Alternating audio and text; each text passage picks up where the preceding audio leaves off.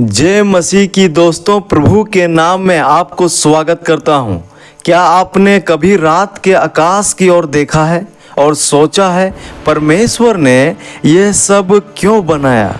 क्या वह अकेले था? क्या उसे हमारा जरूरत था? क्या इस सृष्टि के पीछे कोई उद्देश्य था? आज हम वचन से जानेंगे कि परमेश्वर ने संसार को क्यों बनाया। तो सबसे पहली बात, परमेश्वर ने संसार को अपनी महिमा के लिए बनाया।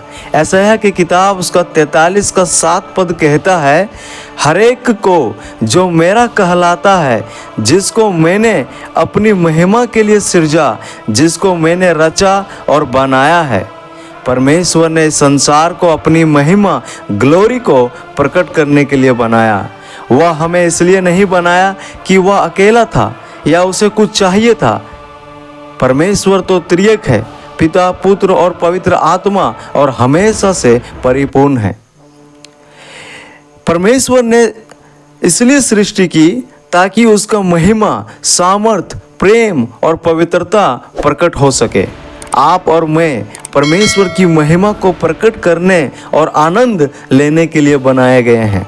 दूसरी बात, सारी सृष्टि मसीह के द्वारा और मसीह के लिए बनाई गई है। कुलुस्सियों की पत्री उसका 1 अध्याय का 16 पद कहता है, क्योंकि उसी में सारी वस्तुओं की सृष्टि हुई, स्वर्ग की हो या अथवा पृथ्वी की, देखी या अनदेखी, क्या सिंहासन, क्या प्रभुताएं, क्या प्रधानताएं, क्या अधिकार, सारी वस्तुएं उसी के द्वारा और उसी के लिए सृजी गई है। प्रभु यीशु मसीह ही सृष्टि का केंद्र है। हर वस्तु उसी के द्वारा बनी और उसके लिए बनी है।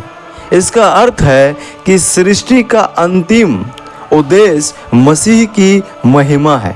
क्या हम मसीह के लिए जी रहे हैं या केवल मसीह के साथ जी रहे हैं? यह हमें समझने की जरूरत है।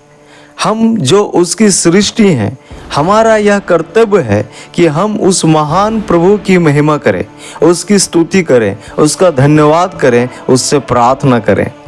तीसरी बात, परमेश्वर ने अपने प्रेम और आनंद को बांटने के लिए सृष्टि की। यूहन्ना रचित सुसमाचार उसका 17 का 24 पद कहता है, क्योंकि तूने जगत की उत्पत्ति से पहले मुझसे प्रेम किया। संसार की रचना से पहले ही पिता और पुत्र के बीच परिपूर्ण प्रेम था। परमेश्वर ने सृष्टि की ताकि वह प्रेम और आनंद बांट सके, ऐसे लोगों के साथ जो उन्हें जान सके और प्रेम कर सके। जैसे एक प्रेम से भरा परिवार किसी अनाथ बच्चे को अपनाता है, ना कि कमी के कारण बल्कि प्रेम बांटने के लिए। आप और मैं कोई संजोगवश नहीं बने, बल्कि आप और मैं परमेश्वर के प्रेम की योजना में हैं। चौथी बात, परमेश्वर ने अपने लिए एक प्रजा बनाने के लिए सृष्टि की।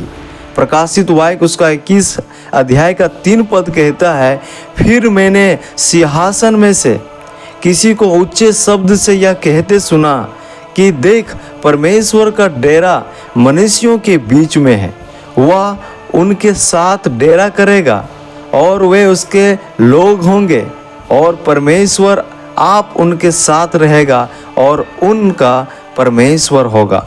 परमेश्वर का उद्देश्य है संबंध, यानी कि एक रिश्ता। वह चाहते हैं कि लोग उसे जानें, उनसे प्रेम करें और उसके साथ अनंत काल बिताएं। यही कारण है कि परमेश्वर ने संसार की रचना की और प्रभु यीशु के द्वारा मुक्ति का मार्ग बनाया।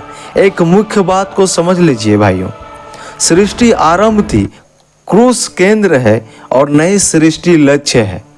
रोमियो की पत्री उसका 11 का 36 पद कहता है, क्योंकि उसकी ओर से और उसी के द्वारा और उसी के लिए सब कुछ है, उसकी महिमा युगानुयुग होती रहे, आमीन। यदि परमेश्वर ने हमें अपनी महिमा, मसीह के लिए, प्रेम और संगति के लिए बनाया, तो हमारी जिंदगी का सही अर्थ तभी है जब हम उसी उद्देश्य से जिएं। आप इस पृथ्वी पर किसी दुर्घटना से नहीं आए, आप ईश्वरीय योजना का हिस्सा हैं।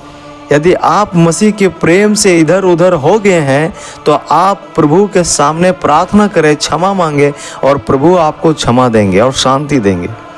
हर दिन ऐसे जिएं कि आपकी ज़िंदगी में परमेश्वर की महिमा झलके, आपके कार्यों, रिश्तों और आराधना में। यदि आप इस प्रभु को नहीं जाने हैं तो आप प्रभु यीशु के पास आ जाइए। जिसके लिए आप बनाए गए हैं उसी में आपके जीवन का अर्थ है और उद्देश्य और उद्धार है। एक छोटा सा प्रार्थना करते हैं और आप कमेंट बॉक्स में आमीन बोल सकते हैं। हे स्वर्गीय पिता, धन्यवाद कि आपने हमें अपनी महिमा, प्रेम और उद्देश्य के लिए बनाया। हमें समझने और जीने में सहायता कर कि हमारा जीवन तेरी महिमा को प्रकट करे। प्रभु यीशु मसीह के नाम में आमीन। इस वचन को सुनने के लिए आपको धन्यवाद। आप इस वीडियो को उन भाइयों और बहनों के साथ ज़रूर शेयर करें जिन्हें ऐसे वचनों की ज़रूरत है, और आप लाइक, शेयर, सब्सक्राइब जरूर करें। God bless you.